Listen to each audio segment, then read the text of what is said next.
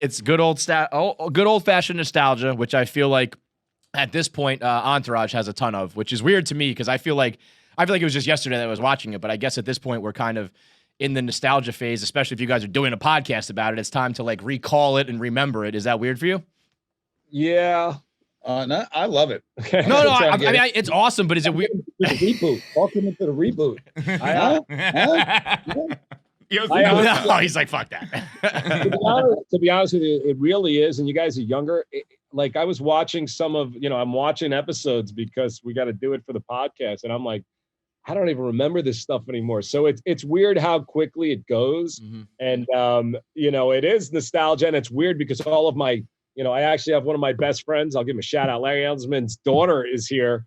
Like the kids are watching it now. So I have my friends calling me that they're, 15 to 20-year-old kids are starting to find it now. Thanks to Corona, kids are now watching. Yeah.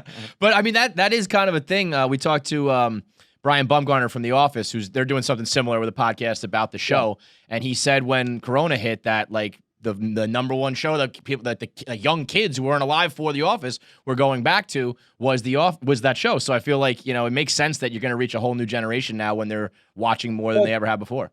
Well, it's interesting with The Office because Netflix just blew The Office up bigger than it was when it was on TV. Right. That's what he was saying, which was crazy. He's like, for 4 seasons, we thought we were getting canceled every year. Did you guys ever have that? Like, did you guys know, right? Like, we're a monster hit. We're good. I did. Yeah. I swear to God, I told all the guys, all the other actors, that this show's going to be a huge hit from the pilot. No shit.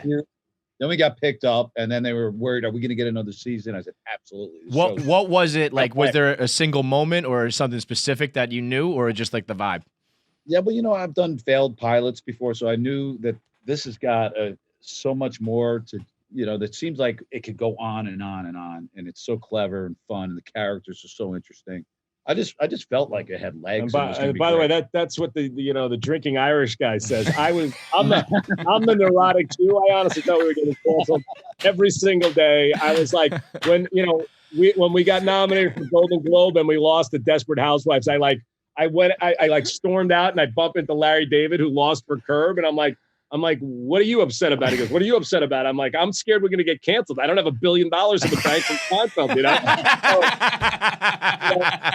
But I mean, it's wild to see The Office. And again, The Office at the time, I was like, this show is genius, but a lot of people weren't watching it. But the wild thing is now Netflix, put them out. They became the number. HBO hides us. You're like the misogynistic stepchild now. So even when I go to look at it on HBO, I'm like, I type in ENT and all of a sudden Curb comes up. I'm like, where's Entourage? Really? Is that an issue? Like, I mean, I was just telling these guys, I've had Jerry Ferrara on the show a couple times, and even the way we used to just joke about it and talk about the show, I feel like is too much, let alone some of the material that was actually on the show. But, I mean, what can you do at this point, right? Everything is of its time. When I sold the show with Mark Wahlberg, I wanted a show where guys spoke like guys spoke. And in 2003, that's how they spoke. Now, to be honest with you, I never spoke like that, and I don't speak like that now. But whether kids are speaking like that today, I can't tell you. I think the world is a much more politically correct place. And there's stuff I watch on Entourage now that I'm rewatching it for Victory, the podcast, by the way. But I'm like, I'm uncomfortable. I'm like, I would never say that. But the truth is, people go, could you do it today? Well, no one in any office in America would speak the way Ari spoke then, but people did then. It was very realistic to the time. So of course we could do it today. They would just speak the way they speak. Yeah, it's a period piece. It's like, it's a piece of art,